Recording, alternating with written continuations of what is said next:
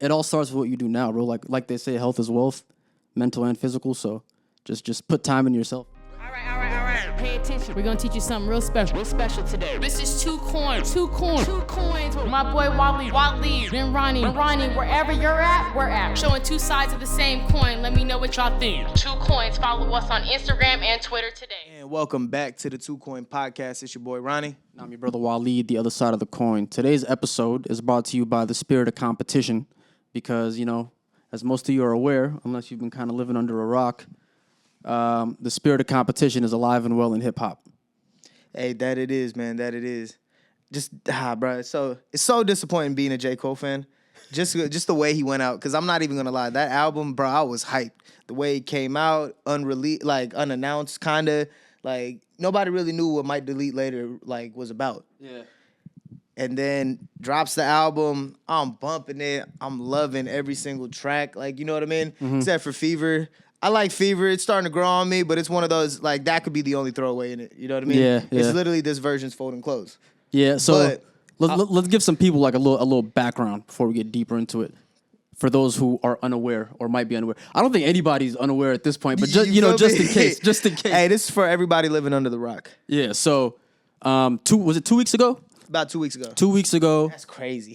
Future and Metro Boomin released a project that fans of hip-hop are thirsty for because, as we all know, the past year to year and a half, nothing good has really been dropping, if we're going to keep it a bean. So that's facts. They gave the people what they needed, a good, solid, cohesive hip-hop project, and in that, there was a track called Like That with Kendrick Lamar, in which he was rapping and throwing subliminal or not-so-subliminal shots at Drake and J. Cole, his two contemporaries who make up the quote-unquote big three of hip-hop, right?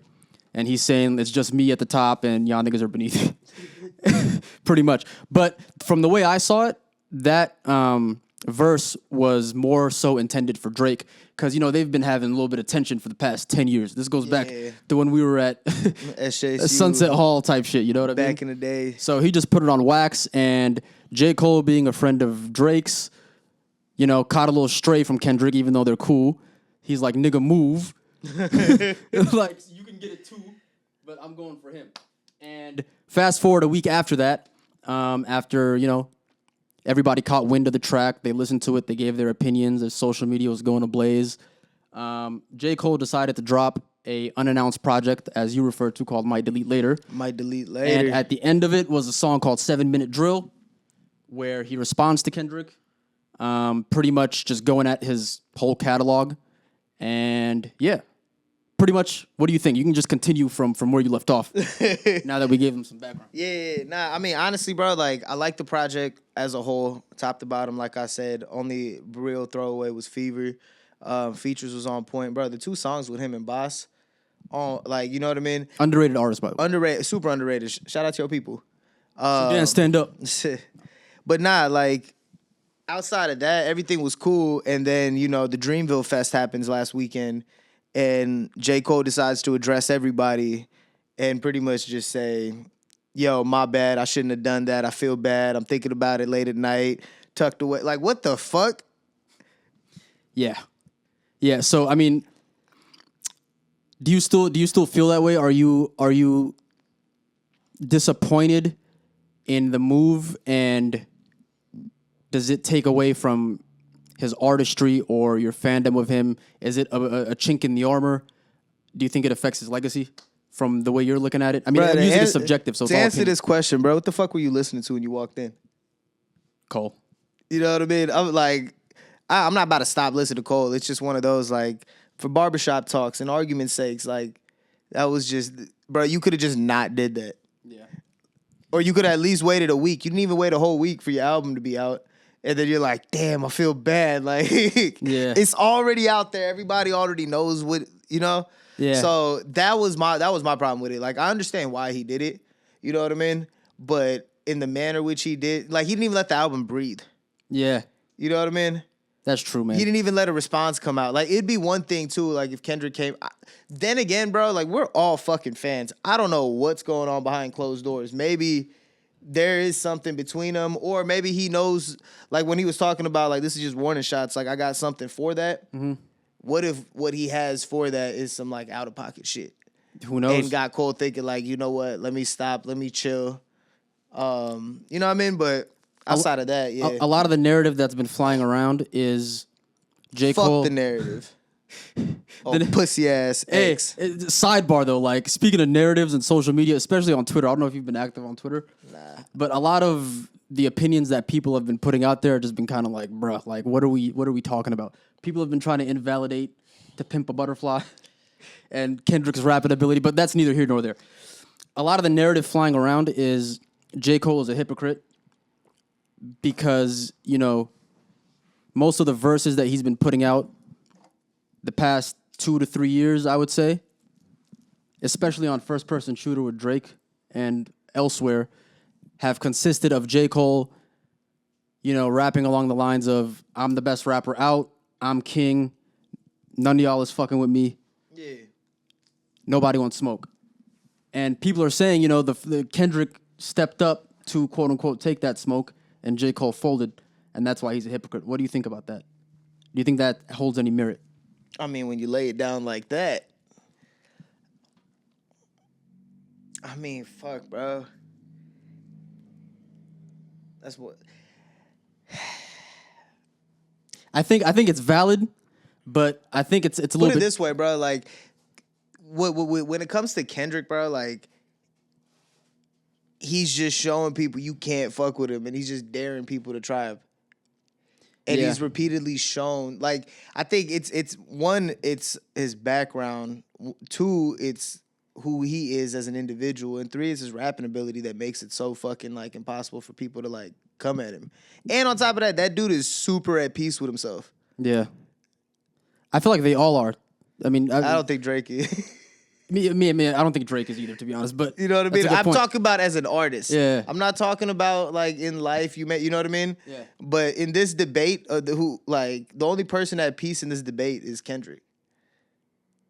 I don't know. I think I disagree with that. So I asked you that question, like, is J. Cole a hypocrite? I think he is a little bit of a hypocrite, and I think that argument is valid, right? He's saying I'm the best, yada, yada, yada. Somebody steps up to challenge him, and he puts out a mediocre diss and then retreats. But I don't think that's why he's a hypocrite. I think it's a little bit deeper than that. Pause. If you remember the song Middle Child, when did that come out? Like 3-4 years ago? I think 3 years ago. Yeah. Yeah, so there was a bar in the second verse where he's like, something, if you see me in beef, it won't be for clout, it won't be for fame, it won't be because somebody stood in my lane, yada, yada, yada. So he told us a long time ago, like, he's not going to get into unnecessary petty drama over some quote-unquote rap competition when that doesn't need to happen, right? It was off the Revenge album. Yeah, I think so, yeah, the Revenge album. So here we are, fast forward, that exact situation that he talks about not wanting to get himself into, he gets himself into, right?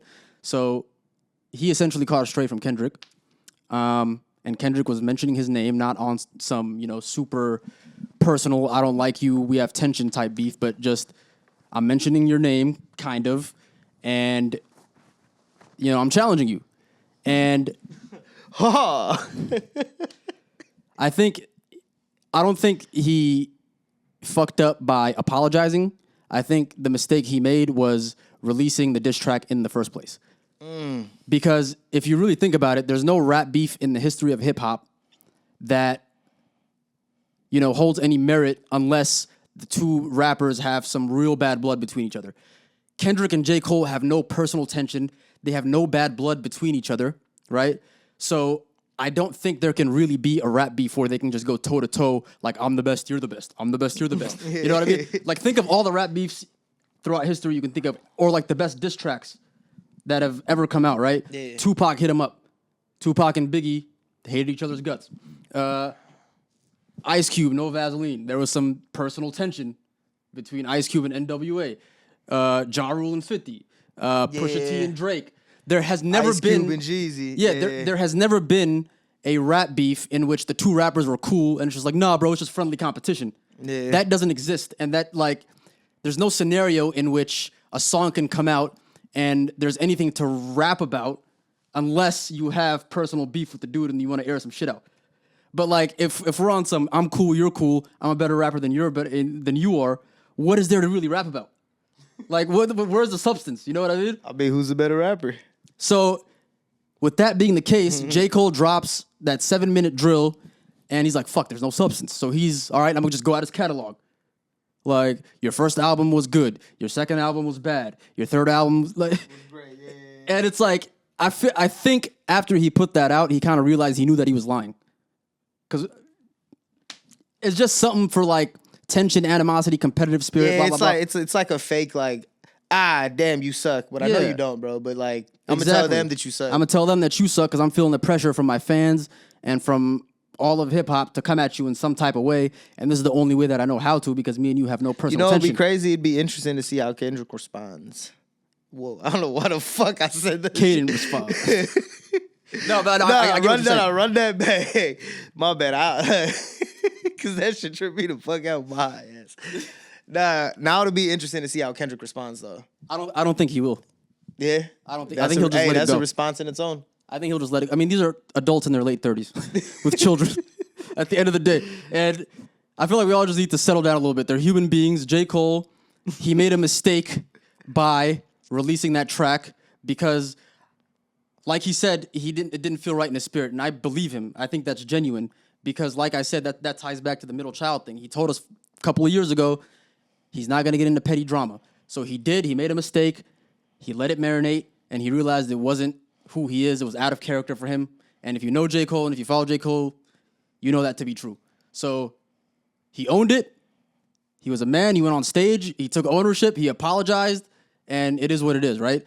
I don't like the fact that he apologized either, but I think he kind of had to do it after he released You talking about for himself. Yeah, for himself. I feel that. For that makes himself. sense. Yeah, and in the long term, I think it's going to be better than if he had just released the diss track and let it sit. Because after a while, people just start to look at it and they start to tie it back to what he previously said, and then they'll notice some inconsistencies. So I don't know. Either way, he just should have just like not responded at all because it's more of a Kendrick versus Drake thing. Yeah. He should have just sat that one out.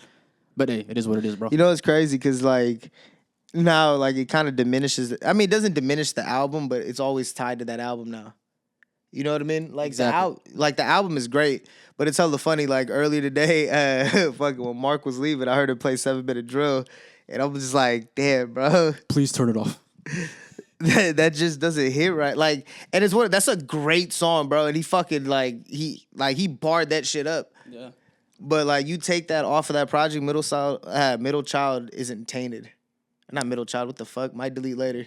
Isn't tainted. Yeah, you know no, it's a solid body of work overall, man. Like, and I think he shouldn't have. Yeah, like it just goes back to he shouldn't have done it, bro. Yeah. Because you take that one track off, that track never happened. We'd just be talking about how good the album was. True that. So, I don't know, man. Do you think Drake will send a response? I mean, Drake has to send a response. Everybody's said something except for Drake. I don't think he will, bro. For real? I don't think he will. I think he'll just let it die out, bro. A lot of it is just fanfare, and it's just, you know. You think he's gonna use this as his opportunity to like slide in a second? I think he'll just. Because Kendrick's number one. Like, I mean, I don't know. We don't know these people personally, right? This is just no, bro. I know this is just them, entertainment. like, they my best friend. But from my opinion is what I would do if I was in his shoes, right? Yeah. I would just let people think whatever the fuck they want to think. I would just know in my heart that I'm number one if I'm Drake and that's what he truly believes. And just let the shit die out, let time pass. Because I think with the Pusha T thing, he learned his lesson. Yeah. Because if you really look at it, there's no winning in this situation. You respond. Some people will call it weak. Some people will call it good. You can't win. You don't respond, you can't win. You know what I mean? You just got to let it pass. You got to let time pass. Nah, I feel that. You know what I mean? I don't know. Hey, man, speaking of time passing, you know, you almost at the end of Ramadan. I know I keep bringing it up every podcast, but, like, you know, it's in person. How you feeling? Final days? I mean, it's 2 days after Ramadan. I'm fucking tweaking, bro. Eid Mubarak to the Ummah, you know what I mean? Oh, my God, that is hilarious. All right, let me run that one. hey, bro, on some real shit, up all night gang, dog, we're both running on very little sleep, so bear with us. Yeah, but how's it feel being, you know what I mean, post-Ramadan now? To be honest, I thought it would feel a lot more liberating than it actually does. In terms of the last 5 days, you count down the time until you get to eat and drink during the day because you forget what that feels like after a month of fasting, right? But then the day of Eid comes, you drink your morning coffee, you drink your water, you eat your breakfast, and it doesn't feel any different. It doesn't feel like you've even been fasting. I mean, in terms of like the physical part of it, right? Spiritually, I feel refreshed. I feel renewed. You know, my mental is sharp. But physically, it's not really as like rewarding as one would think, you know? Honestly, I feel like I could have probably kept fasting for another month, to be real. Because, I mean, we mentioned this on the last podcast, but, you know, I'm at an age now to where I'm realizing the spiritual benefits are worth the discipline it takes to not eat and drink and have the physical toll taken on your body during the month. Like, you know, I've been on limited sleep. I haven't been eating and drinking during the day. But, you know, my body is detoxed and my spirit is detoxed. So, you know, it feels good. And I like that now, at this point in my life, it's towards the beginning of the year, like end of March, early April, because you go into every year kind of with goals and what you want to do. And once you get time to slow down and assess what's important mentally and spiritually, by the end of it, you come out of it ready to just attack the rest of your year and attack the goals. So I feel like refreshed spiritually, but in terms of like physically, like eating, drinking, blah, that's whatever. Yeah. So That's crazy. It does move back about a month every year, huh? It moves because it's according to the Islamic calendar. So it moves back about 10 to 12 days. Like the start date this year was March 11th. So next year, 2025, would be 12 days before March 11th. Like around or so. February 17th, something like that. Yeah, and shout out to Tati. Tati, you're the homie. This is her second year fasting the whole Ramadan. Oh, damn. You know, I mean, she's not Muslim, but she wanted to try it. You know, she told me she felt spiritually renewed, and keep it going. I fuck with you, Tati, and I implore you to at least try one day with me. Shout out to the homie Justin too. He did like a day or two last year, I think, and it takes a real trooper, man, to just really just want to thug it out with you, especially when they're not used to it. You know, I've been doing it for 15 years straight. Yeah. You know, so I know what to expect, but at this point in life, to just be like, all right, I'm gonna just do it for a day. It's tough, man. So salute to y'all. Hell yeah. Shit, might have to hit me up on it next year. Got you, bro. Day one, we in it. Day one, we in it. But yeah, man, that's what's up. Fucking, I don't know. My bad. I'm just like, I'm in this weird like sense right now. I mean, bro, like, what do you feel about the season of changes going on? Like, let me give you like a little example. Like, the way just life's been lately. Like, you know what I mean? We were kind of talking about it earlier, just about Off camera, yeah. Yeah, just about how like it's a lot of moving parts around you, but being still within it. Yep. Do you feel at that point right now in this season, or where are you at this time in life?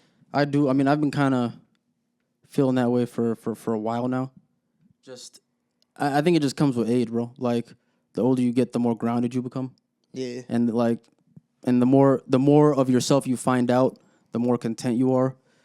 And I think I'm at a stage now to where no matter what happens, I think I'll be all right.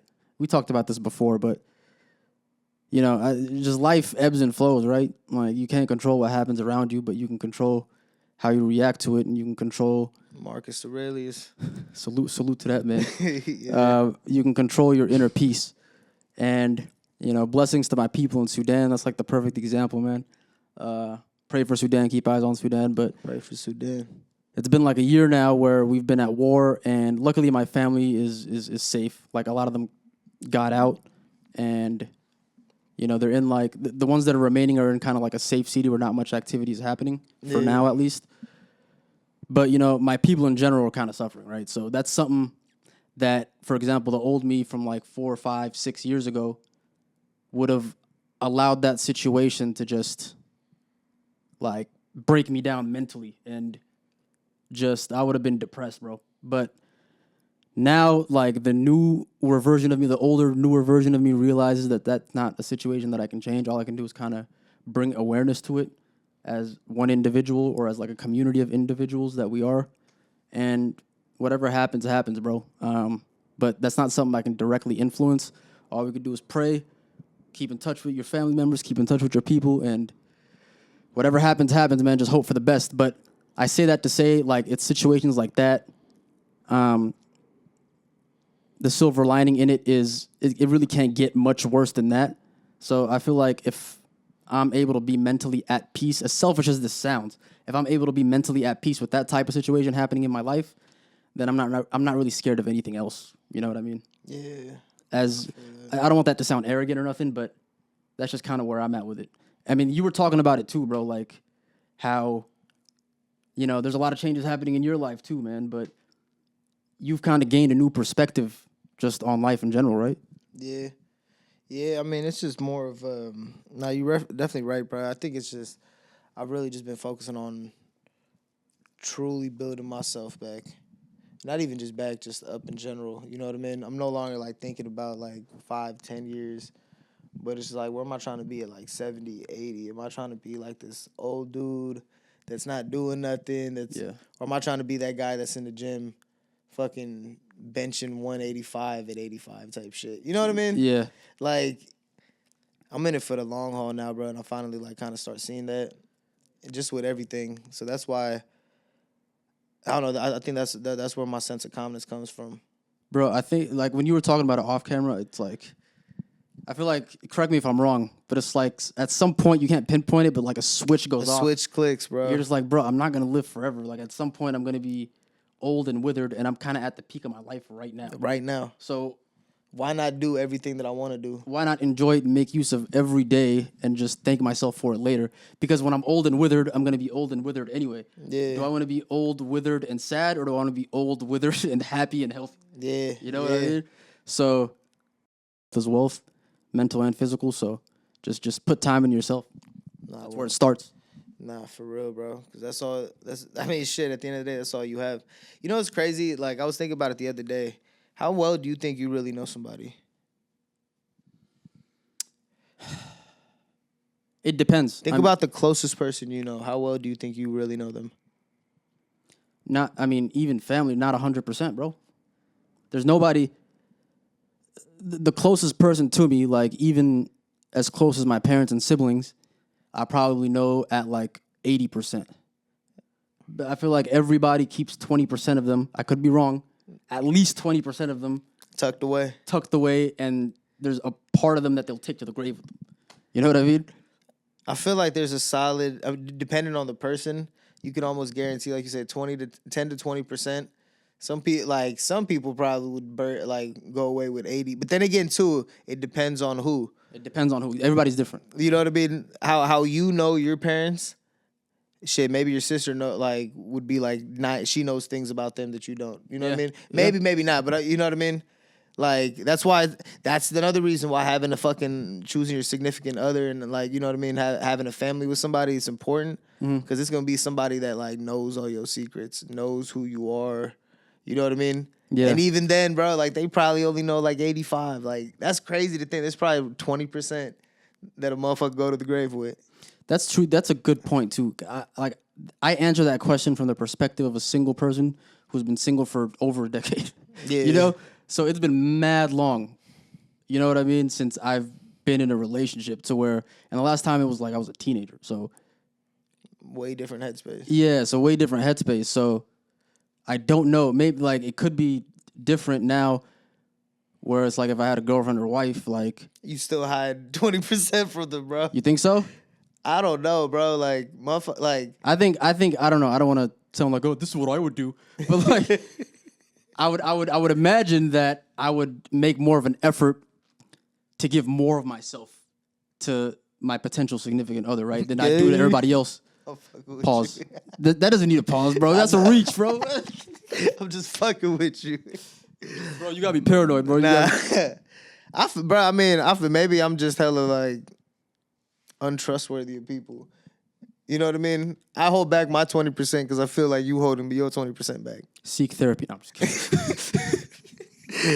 kidding. You probably right, shit. But you know what I mean? Like, what if I just give you 100% of me, like, this whole time, like, bro, there's 80% of you I don't know. Yeah. You know what I mean? Like, what cities do you not want to go? All right, cool, let's go there. I want to know why you don't want to go there. But I think too, a lot of that comes with time, right? Yeah. Like a newly married couple versus couple. Lack of sleep. There you go. A newly married couple versus a couple that spent 40, 50, 60 years together. Like, they're both in their 90s and still married type shit. Oh, bro. I would guarantee they know 100% of each other. I would guarantee. Yeah. I believe that, but that's 40, 50 That's years. rare, too. 40, 50 years, bro. Yeah. That's rare. Like, it's actually a beautiful thing when you think about it. That's somebody you could rock with for 50% of your life. Aw. Yeah. Soft. No, I'm just kidding. Nah, man. But nah, dead ass though, bro. That's actually wild to think. Like think about people that have been together since they were like 18 all the way till they're like 80, 90. Granted, ebbs and flows of life, but like, damn, bro, you know this person. Like that's your soulmate. That's rock solid, man. You know what I mean? That's rock solid. That's bricked up right there. That's that I feel like that's only possible though in previous generations. So, social media has corrupted us. You think that's dead? Like you think? I don't think it's dead, but I just think it's a lot harder to now come is that across just a California thing, or you think that's just like globally? I think it's global. Yeah. Global, like everybody in the world has access to social media now. I'm out here thinking in my local bubble, my local American bubble. So you think that's just a San Jose thing, or do you think? Nah, but dead ass though, like I personally think more and more like the older we get, I don't see people getting tied down in their 20s no more. Like people gonna have kids in their 20s, yeah. But like married, wanting to be married. Yeah, I mean, ending up like in the 50s and 60s and even in the 70s, bro. You know how hard it is to pursue your dreams and try, like while you're married. But on the flip side too, I feel like if you find the right partner, they could help you accelerate your dreams. On the flip side, that's very rare. It's rare, yeah, but like think about all the successful marriages that you've seen, like, and then think about all the unsuccessful ones. There's definitely more of the latter. You know what I mean? Like, yeah. So it's one of those, like, I would love for something to work out, but most of the time, motherfuckers want to get their shit together before they get tied down. And that's the correct way to go about it, honestly. Just get rid of all your baggage and then go after a long-term relationship, I would say. That's kind of the philosophy that I've been kind of following. I mean, shit, bro, what you gonna do? Bring your baggage over to somebody's house? Because there's always gonna be life baggage that you naturally carry. Yeah, and I mean, you know what I mean? If you're self-aware enough, you know that you're still kind of flawed and there's still aspects of yourself you need to fix before you bother somebody else with them. That part. You know what I mean? So may we all find it. May we all find our person. Look at you being a mature adult on his way to 29. That's crazy, I'm washed. Bro. This is washed up talk. Bro, we really about to be 29 this year. I'm about to be 29 next week. That's crazy. Bro, it's crazy if you look at it from...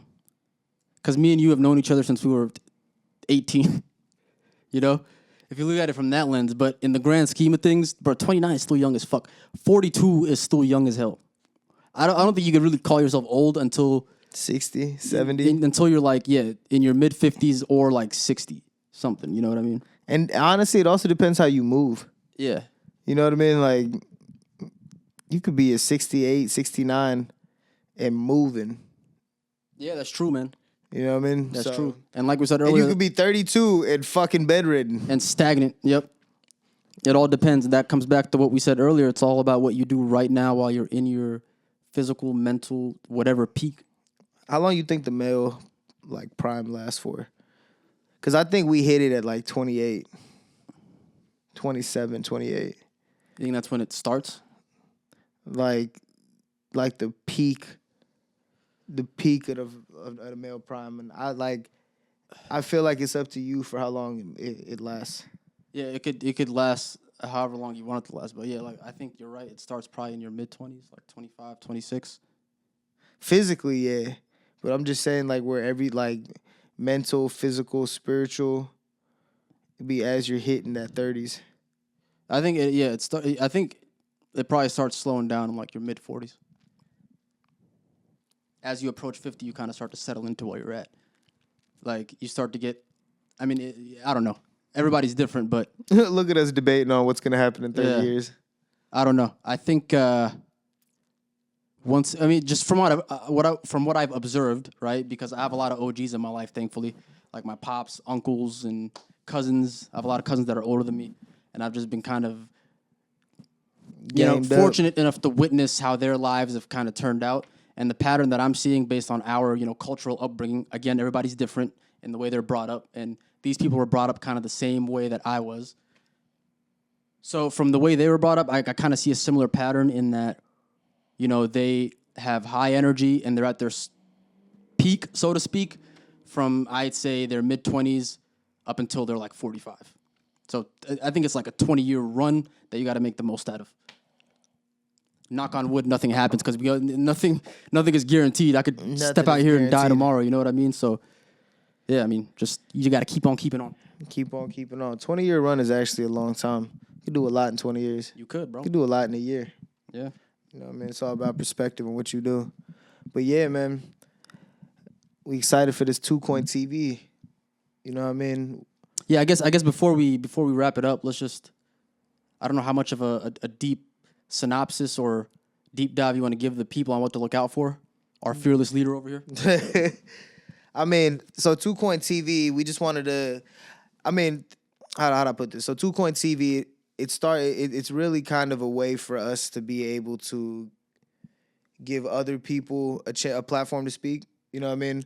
Provide other podcasts, provide other topics. Because, you know what I mean? Me and Waleed, we're not well-versed in every aspect of life. Like, you know what I mean? We got our interests in things that we want to do and things that we want to talk about. But then there's people that want to listen to other shit. You know what I mean? Mm-hmm.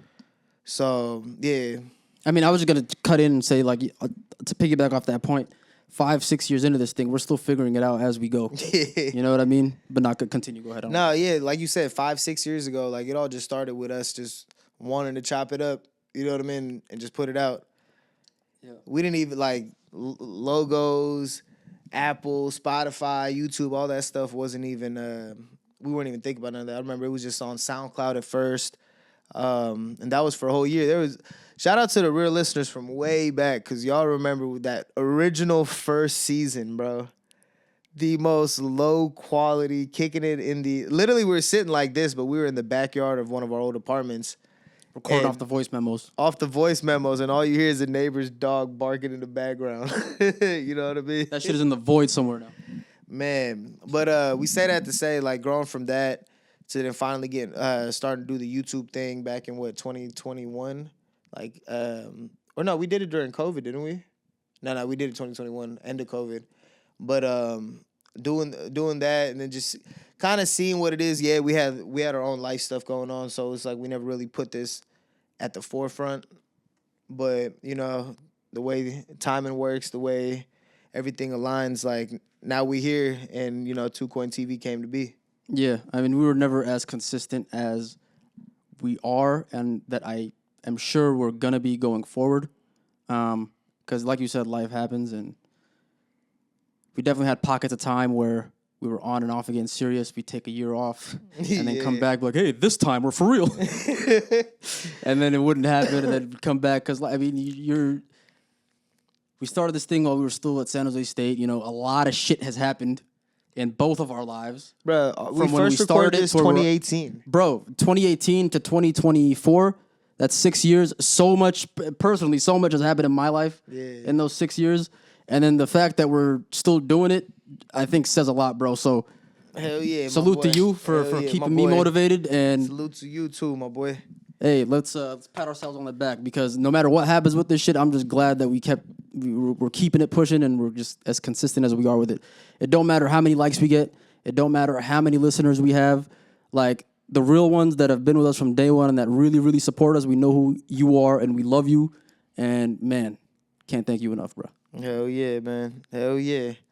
Well, shit. Be on the lookout. Make sure y'all follow us on YouTube at 2Coin TV. Follow the Instagram. We're going to be dropping reels every day, you know what I mean, from different episodes of this podcast. Look out April 29th. The With Don podcast is about to come out. You know what I mean? Salute to Don. Salute to Don, my boy doing his thing out there in Dago. Yeah, man. look forward to that. You know, we'll just pay attention, man. That's all I can say. There's a lot cooking in the fryer, so just be on the lookout. Hell yeah. And with that, it's your boy Ronnie. And I am your brother Waleed, the other side of the coin, and we are signing out this motherfucker. Yay! Yeah.